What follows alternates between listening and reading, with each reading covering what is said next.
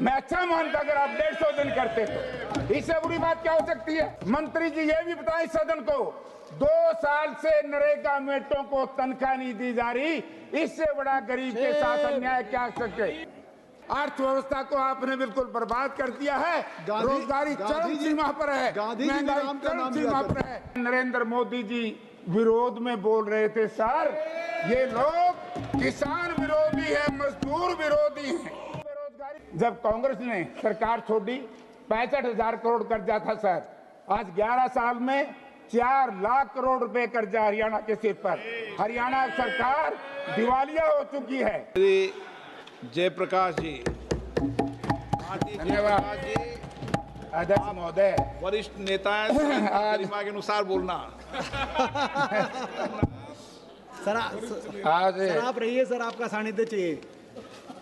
मैं कैसे महत्वपूर्ण योजना बिल थी जो 2005 में सर इस देश में लागू की गई थी, और अब विकसित भारत रोजगार आजीविका गारंटी मिशन ग्रामीण 2025 में जिस तरीके से महात्मा गांधी ग्रामीण रोजगार गारंटी अधिनियम का नाम परिवर्तन प्रस्ताव का मैं स्पष्ट सशक्त तथ्यात्मक विरोध दर्ज करने के लिए खड़ा हुआ हूं अध्यक्ष सभापति महोदय, क्योंकि ये सारा जो बिल है, मंत्री जी कह रहे थे कि मेरी बात को सुन के जाना।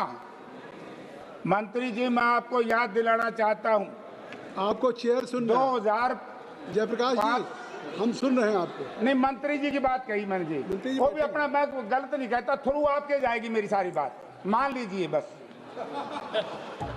तो जब ये बिल है महात्मा गांधी ग्रामीण रोजगार गारंटी बिल लोकसभा में आया 2005 में सर, और उसको कांग्रेस पार्टी और उस वक्त की यूपीए की चेयरपर्सन आदरणीय श्रीमती सोनिया गांधी जी ने और भारत के प्रधानमंत्री डॉक्टर मनमोहन सिंह ने, यूपीए के नेताओं ने बड़े फिराक दिली से कहा, जब विपक्ष के लोगों ने कहा कि ये सिलेक्ट उस पर संसदीय समिति को भेज दिया जाए, तो हमारी पार्टी ने, हमारे नेताओं ने संसदीय समिति को भेजा, और सभी दल के नेताओं के विचार विमर्श के बाद, सभी दलों के हाँ भरने के बाद सदन में लाया गया। और जब ये सदन में इस पे चर्चा हो रही थी अध्यक्ष महोदय, मुझे बड़े खेद के साथ कहना पड़ता कि उस वक्त आज के प्रधानमंत्री, उस वक्त के मुख्यमंत्री माननीय नरेंद्र मोदी जी विरोध में बोल रहे थे, सर ये लोग किसान विरोधी है, मजदूर विरोधी हैं, ये कभी गरीब का भला नहीं चाहते सर। तो मैं 2005 में जब यूपीए गवर्नमेंट ने सिलेक्ट कमेटी को भेज दिया, तो जब कल हमारे नेता ये चाह रहे थे कि इसको स्टैंडिंग कमेटी में भेज दिया जाए, तो किस बात का अंदेशा था कि आप इसको भेजते? क्योंकि महात्मा गांधी जी का नाम बदलना देश में सबसे बड़ा अपराध है सर। ये महात्मा जी थे, मैं बहुत देशों में गया हूं सर, जहां जाते हैं महात्मा जी के स्टैचू के ऊपर माला अर्पण करते हैं। दुनिया का जो भी राष्ट्राध्यक्ष है, वो जब हिंदुस्तान में आता है महात्मा जी की समाधि पे जाता है। ये कांग्रेस पार्टी ने महात्मा गांधी जी के नाम से इसलिए योजना चलाई क्योंकि इससे गरीब को, दलित को, शोषित को, पिछड़े को, बैकवर्ड को गांव में अधिकार देने का इसने फैसला लिया था। तो इसलिए सर 2005 में जब ये लागू क्यों किया गया सर, बहुत सी ऐसी आवाज आई पूरे हिंदुस्तान से, गरीब की आवाज, मजदूर की आवाज, कि देश में एक ऐसा कानून लाया जाए जिसको रोजगार की गारंटी का कानून माना जाए। और मनरेगा से पहले सभापति महोदय, पूरी दुनिया में मंत्री जी मानेंगे कि कानून नहीं था। आज भी जिन देशों में कानून है ये, उनमें पूर्ण रूप से लागू नहीं है। जैसे भारतवर्ष में लागू किया था यूपीए गवर्नमेंट ने, लेकिन मनसा खराब है सर सरकार की। मैं आपको 2-3 चीजों की तरफ ध्यान देना चाहता हूं। 2005 में जब ये लागू किया गया तब गांव में बड़ी परेशानी थी, गांव से पलायन हो रहा था गरीब लोगों का, शहरीकरण बढ़ रहा था, गांव में आजीविका के संसाधन नहीं थे, और जब खेती में मशीनरी का उपयोग बढ़ता गया, जो गरीब आदमी है गांव में, दलित है, शोषित है, पीड़ित है, पिछड़ा है, उनको रोजगार नहीं था, तो उसको रोजगार की गारंटी का कानून बनाया। ये बात अलग है, हमने रोजगार को गारंटी दी, लेकिन बड़ा खेद है मंत्री जी से आपके माध्यम से पूछना चाहता हूं, आपने तो एमएसपी को भी कानून की गारंटी नहीं दी जिसकी आपने हाँ भरी थी। तो इसलिए अध्यक्ष महोदय, इसमें क्या है, आदिवासी महिलाएं, दलित, भूमिहीन मजदूरों को केंद्र में रख करके, और सबसे बड़ा काम सर, सामाजिक समानता को बढ़ावा दे करके ग्रामीण इलाकों में ढांचागत कमजोरियों को दूर करता है, जो ये मनरेगा था। और आज आपने जो लागू किया है, पिछले कुछ सालों से सर, बजट की कमी, भुगतान में देरी, डिजिटल बाध्यताएं तथा जवाबदेही को सिस्टमैटिक तरीके से कमजोर करते हुए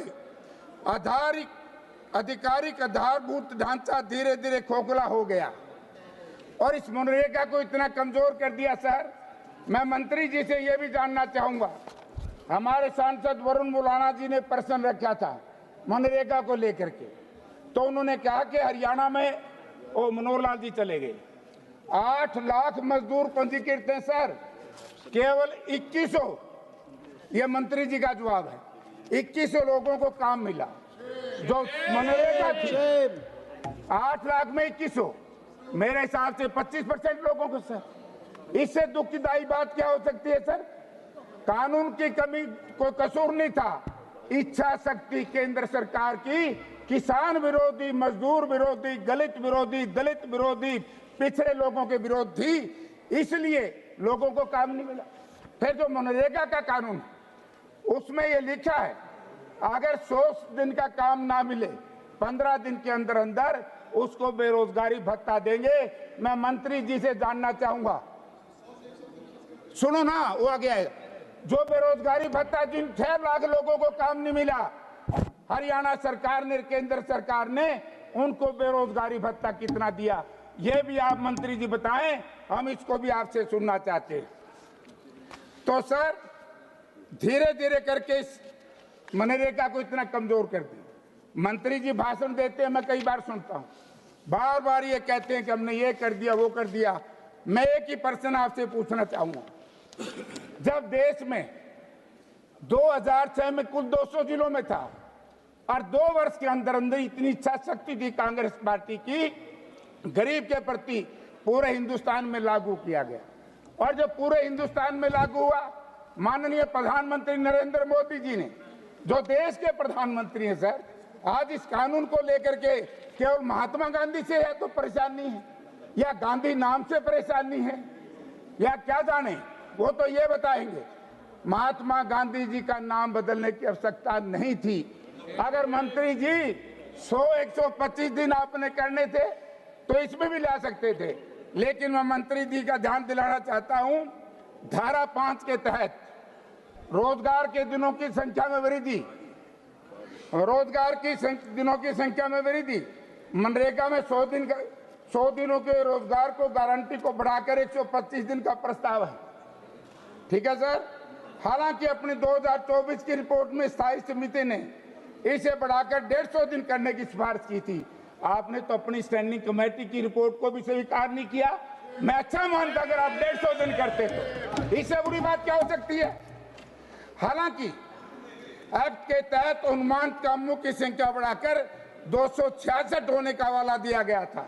ये इंडियन नेशनल कांग्रेस चाहती है कि 266 दिन करते, तब तो नाम बदलने का कोई लाभ था? क्या लाभ? केवल नाम बदलने से काम नहीं चलेगा। धारा 6 के तहत सर, किसान के साथ बड़ा अन्याय है सर। इसमें आप भी किसान है सर, और मंत्री जी भी किसान है।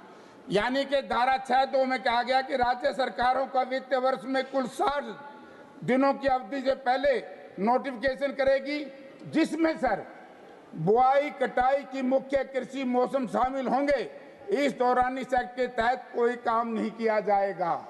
जब खेत में काम होगा तो नरेगा के लोगों का लाभ किसान को नहीं मिलेगा। इससे बुरी बात क्या हो सकती है? यानी कि इसमें बदलाव किया जाए और इसमें जो हमने पहले भी बात उठाई थी कि इस मनरेगा को खेती के साथ जोड़ा जाए, और खेती के साथ जुड़ेगा तो किसान को भी लाभ होगा सर और मजदूर को भी लाभ होगा। अब धारा 12 वंचित समुदायों को अल्पसंख्यक प्रावधान के सेंट्रल एम्प्लॉयमेंट गारंटी काउंसिल में 1/3 एसटी अन्य पिछड़ा वर्ग ओबीसी अल्पसंख्यकों के लिए आरक्षित है। यदि इस धारा में 11 में भी स्टेट एम्प्लॉयमेंट गारंटी काउंसिल के लिए आरक्षण अनिवार्य है। हालांकि बीबीजीजीआरएमजी बिल में धारा 13 के तहत स्टेट ग्रामीण रोजगार गारंटी काउंसिल के लिए आरक्षण तो रखा गया, लेकिन धारा 12 के तहत सेंट्रल ग्रामीण रोजगार गारंटी काउंसिल के लिए आरक्षण प्रावधानों का कोई जिक्र नहीं किया गया सर। इससे बुरी बात सर क्या हो सकती है? धारा 22 राज्यों में बढ़ती बोझ, वित्तीय स्थिति का बोझ बढ़ेगा। सर मैं हरियाणा के बारे में आपको कहना चाहता हूँ। हरियाणा प्रदेश में जब कांग्रेस ने सरकार छोड़ी 65,000 करोड़ कर्जा था सर। आज 11 साल में 4 लाख करोड़ रुपए कर्जा हरियाणा के सिर पर। हरियाणा सरकार दिवालिया हो चुकी है और यदि उसके ऊपर 40% बोझ डाल दिया गया तो गरीबों का बहुत बड़ा शोषण होगा। मैं मुख्यमंत्री जी से कहना चाहूंगा आपके माध्यम से कि इसको भी वापस लिया जाए और जो कांग्रेस के टाइम में था राज्यों पर 10% बोझ डाला जाए। मेटेरियल साथ में आ जाएगा। धारा 1 मिनट सर, अभी थोड़ा सा अभी शुरू करे है सर, किसान की बात करता हूं। धारा 20 सोशल ऑडिट समुदाय की निगरानी को कमजोर करना। सर जो धारा इनकी 20 है उसके तहत बिल में कहा गया कि सभी मजदूरों को सोशल ऑडिट ग्राम सभा द्वारा किया जाएगा। हालांकि सोशल ऑडिट करने का तरीका, प्रक्रिया और तौर तरीके बिल में तय नहीं है किए गए सर कि उसका ऑडिट कैसे करना है। इस सारे बिल को एक थोथा रखा गया, एक डरावना रखा गया, एक बहकाया गया। तो इसलिए मैं इस बिल की इसलिए निंदा करता हूं क्योंकि आज हालत क्या है सर देश की? देश में मनरेगा के समय मजदूरी मिलती थी, मजदूरी नहीं मिलती तो 15 दिन के अंदर अंदर उस परिवार को बेरोजगारी भत्ता मिलता था। मंत्री जी ये भी बताएं कि जिन परिवारों को वो नहीं मिला तो भत्ता कितना मिला? हमारे जो वेट है सर, 1 मिनट सर, 18 स्पीकर हैं आपके। 1 मिनट सर, मैं तो सर मनरेगा वेटों की आज तक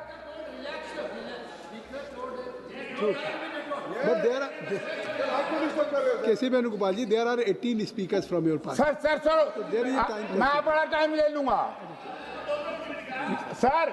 ये सरकार गरीब विरोधी है, दलित विरोधी है। इस कानून में मैं आपको बताना चाहता हूं कि मेटों को मंत्री जी ये भी बताएं सदन को 2 साल से नरेगा मेटों को तनख्वाह नहीं दी जा रही। इससे बड़ा गरीब के साथ अन्याय क्या सके? इसलिए सर हम इस सरकार को हमेशा कहते हैं ब्रीफ केस की इस पार्टी को जिसमें सब लोग शामिल हैं, ये जो सामने वाले हैं, ब्रीफ केस का मतलब धन्ना सेठों की पार्टी है, बड़े लोगों की पार्टी है, गरीब का, मजदूर का, पिछड़े का, अल्पसंख्यक का, किसान का इस सरकार से कोई लेना देना नहीं है। और ना इस सरकार उनके हित में, इस गरीबों के हित इनके यहाँ सुरक्षित रह सकते।